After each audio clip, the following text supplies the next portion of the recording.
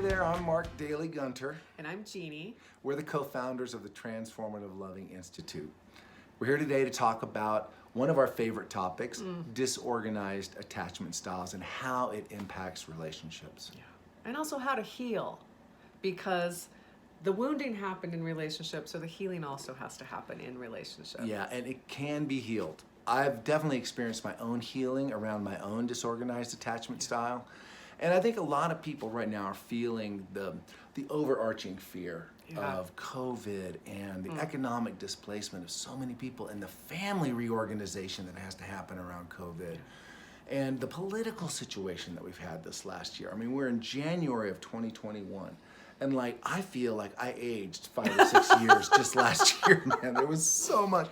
And my family and friends and just everything really turned over on its head.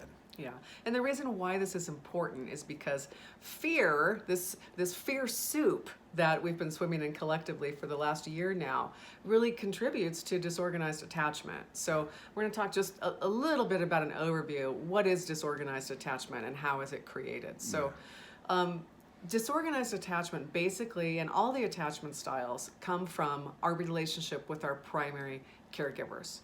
So when we were small, there was lack of safety in the family system. Somebody was scary or scared, right? So either our parents had a lot of fear themselves, and as little kids, we were trying to connect and bond with our parents because that's our natural, that's what we do, right? We're homo vinculum, we're bonding animals. But either our parents were afraid because they had a lot of stress, or one of our parents might have been scary themselves. So like Mark and I both grew up with one of our parents who had a lot of anger. Well, for a little kid, anger is scary. It kind of pops our fuse. And so it doesn't have to be some big, huge, like that there was a lot of violence in your family, although that certainly would create disorganized attachment. But it may have been something as simple as one of your parents or both of your parents yelled a lot or got angry. And as a little person, you were like, they are not safe, at least some of the time. Yeah. So what happens is we have a natural impulse to connect, which is like foot on the gas. I got to connect with this person. They're my lifesaver. But on the other hand, foot on the brake. Wait a minute, they're scared or they're scary. So it creates this push-pull. It is very confusing, and it creates immobilization. Like, maybe if I just go real small and stay real still, nothing bad will happen, and I'll just freeze. Yeah, that's definitely my experience. Like Jeannie said, my mom, single mom, me and my brother growing up, and she had thyroid problems. She had a lot of irritability and a lot of anger, frustration that came through her chemically. Right. And so I was overwhelmed a lot, just like what Jeannie was saying. It didn't feel safe. I was scared a lot in my mom, and I felt helpless. I felt like there was nothing I could do. And so my body went into immobilization a lot in order to protect myself from that perceived threat. Well, over and over again it happened while I was growing up. Now here I am in my relationship with Jeannie, and sometimes Jeannie will say something that triggers me because she looks like my mom. She says something like my mom, just a little look or whatever, and I'll get triggered into that. So that's the dynamic we're talking about here. It's not like a conscious thought. It's a dynamic that we pop into. That's why they say it has so much importance in our relationship, and when we're looking to heal our relationship, this is what we want to shoot for. Right. And you can see in this example with Jeannie, in this partnership, how she can help me heal, because she's someone who will, without a doubt, trigger me into my attachment wounding. That's what we're talking about here. At the same time, Jeannie is open to having a conversation with me, slowing down, doing things differently than my mom did. And this is the whole healing piece that is available to anyone who's in a partnership like this. Right. So it's kind of the cosmic relationship joke, right? We choose somebody who is enough like one of our parents that they're going to rewound us, but they are different enough that there's hope for healing. So that's really what we're talking about, is this hope for healing, because 90% of our interactions with our partner are based on our attachment style wounding, okay? But we all have the imprint to be able to come back to secure attachment. which is really what we all want. And we all can help one another. We have natural ways of fostering, and that can also be expanded on in some of the practices that we talk about in transformative loving. So we want to give you a tool, and this tool is basically increasing your awareness, and it's like sending up an SOS signal. And we want to tell you the backstory, how we came up with this tool, because it's really cute, and it just happened. So every year we take a month off during winter and we run away to someplace warm. So this year, even though there was a pandemic, we ran away to Mexico. And we were on the beach. It was our last day there, and I saw some people down at the shoreline, and they were picking things up and throwing them back into the water. And I didn't know quite what was happening. So I went down to explore, and they were so cute. They were these little tiny squid. They were about 4 or 5 inches long, and they had these little parts that went out like this that were like flapping because they were trying to get back in the water. Sad. And they beached themselves somehow. Yeah, it was low tide, and they just come in and they couldn't get back out. And there were all these little rocks, and they were stuck in between the rocks, and so people were rescuing them. But there was this one guy. There was this one guy who had the container, and he's like, yum, calamari. So I went down and I did my part. Right, I would pick up a little guy and I'd run it down to the other part of the beach where the guy wasn't collecting him, and I'd throw him back in the water. So cute. But the thing is, I could feel their little heartbeat when I had them in my hand, and they have big eyes and this little heartbeat, and it was like, oh my gosh. I gotta help this little guy. Well, your partner is not that unlike the little squid when they are in disorganized attachment style. They're like, oh, help, I can't move, I can't do anything. Yeah, we're literally beached. Yeah, and so you have the opportunity as the one who in that moment is not in disorganized attachment, hopefully, to be a healer. And so we want to teach you this little signal. So we now use this, both of us, when we're starting to feel like we're going into fear, overwhelm, we're stressed out, we'll be like this, and that's the signal for the other partner that we need to slow down, we need to come in and see what's wrong, we need to help reconnect. So the invitation for you then is in your relationship to well, 2 things. 1, notice when you're starting to get flooded, overwhelmed, or you're in a place of fear. That's the first thing. And then second, find a signal you can use with each other. It might be the cuttlefish, but it can be whatever. It can be timeout. Right. It can be, And it can be anything. And this is the thing about the story, was that at the time in Mexico, we said, oh my God, this is like a great analogy for someone who really needs help, who's helpless. So we identified this as our way of making SOS. And I just used it this morning. We were getting ready for the video. We're running out of time. And Jeannie started speeding up. And she goes, okay, we're going to do this, that, and the other. And I just felt myself going into immobilization. I started to get the fog over my eyes. My stomach got, really tight.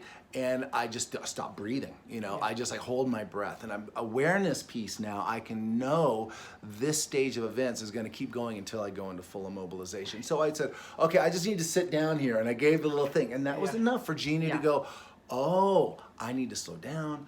I need to go take a different approach, because he's the little guy on the beach. He's stranded and he's beached. Right.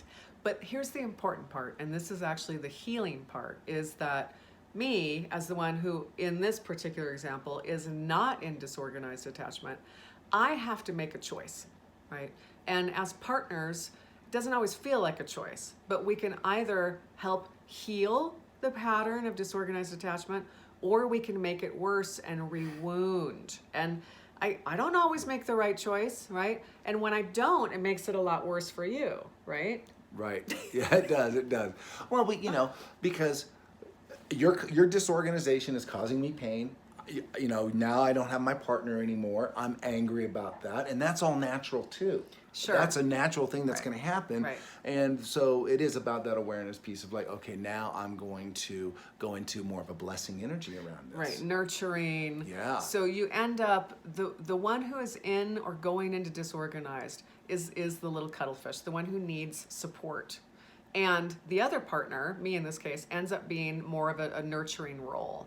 And if I can choose that in the moment, and we both have our awareness piece and our growth work to do around this. But if I can do that in the moment, then I'm actually going to help Mark heal his disorganized, because there's been a different outcome. right? I'm no longer the angry mom who's speeding up and making him feel afraid.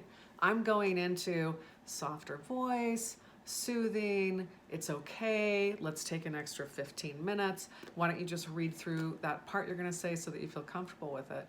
And you can feel, even when I start talking like this, like what happens to your nervous system. Secure attachment comes back like a nice warm bath.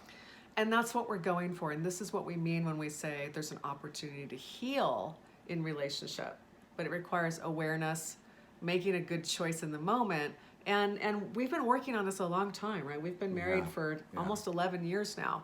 So we didn't learn this in a couple weeks, right? No. We practice this all the time. But there are ways, both together and individually, to work on disorganized attachment. And now we're going to talk about a couple of the individual pieces. Right. And this is a lot on my side here as someone who has more disorganized attachment wounding, just because of what we talked about and the way I was raised.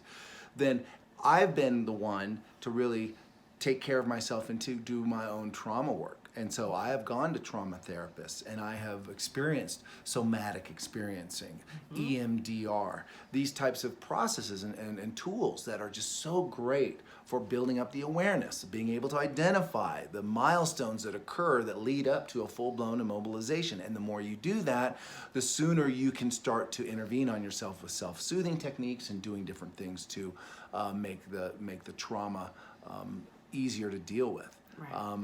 And so, parts work is another one that we've done, which is Jeannie and I, one of our favorites, is just saying there's a part of me that feels really afraid right now. That puts me into a place of awareness by being able to get some distance, and that's been a really helpful one. Also, actual physical body therapy. Trauma release exercises, Dr. David Berselli's work, TRE, is a fantastic trauma intervention that it works wonders for creating that space that allows me to be aware of things as they're starting to ramp up and make a different choice in the moment. Right. It's incredible. And so it's been years and years and years, but Jeannie, am I able now to really identify and keep myself from going into So much better. mobilization more? So much better. I mean, over 10 years, probably from a level like a 9 to like maybe a 4. I mean, Wooden man. I mean, I would just pop into Wooden man, and now it doesn't happen as much. it really doesn't. And like I say, Jeannie's also been there to foster me, to show a different outcome. So she's been really engaged in my healing as well. But this is to say, on my side, there's a lot of work to do too. Right, and so you'll notice we're kind of talking hand in hand, disorganized attachment and trauma. If you have or think you have a higher disorganized attachment, it's likely that you're going to have underlying trauma that you need to work through, because when those events happen, it can create a trauma in our body that we actually need individual support. I can support Mark a lot, but I can't do therapy on Mark, right? So Mark needs to get his own support, and I get my own support in different ways. One of the things that we really recommend that we both do individually is some sort of mindfulness or meditation practice. And the reason why, again, it's this awareness piece. So rather than collapsing into whichever attachment style you have, whether it's disorganized, avoidant, or anxious, rather than collapsing into it, when we have a meditation practice, it trains us to be able to distance ourselves, to see what's happening, to see it rather than collapsing into it. So, we highly recommend you do some sort of regular meditation practice, and there's so many to choose from. In our book, The Love Map, we actually have a couple of exercises that we have on video that will walk you through a couple meditations that you can do on a regular basis. But we highly recommend having some sort of individual meditation practice as a proactive way of dealing with disorganized attachment. That's right, and that's the healing part. So with the awareness and with the healing, you can really make a lot of changes in your life and improve your relationship, get more space, less fear, and just really have more resiliency. Yeah. So thanks for watching our video. Yeah. We actually have an invitation for you.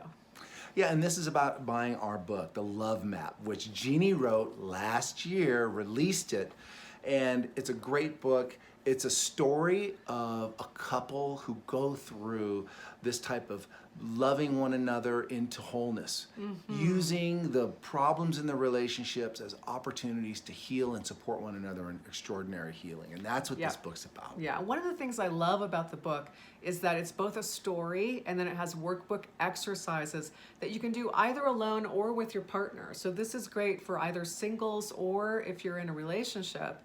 And you get a free membership site included with the purchase of your book. Yeah. The book actually has stages of exercises you can do. It's like a mini workshop, especially when you go on to the membership site and you see us on the videos doing some of the exercises together. You get a real sense of what the exercise is supposed to look like. Yeah, so there is a link if you go to thelovemapbook.com. You'll see a link to purchase the book. It's $14.99 US dollars. It's available on Amazon, and I think if you're committed to your relationship, it's the best $15 you're ever going to spend. So again, here's the book. It's thelovemapbook.com. And thanks again for watching. We look forward to seeing you next time. Yeah, here's to your partnership. Bye.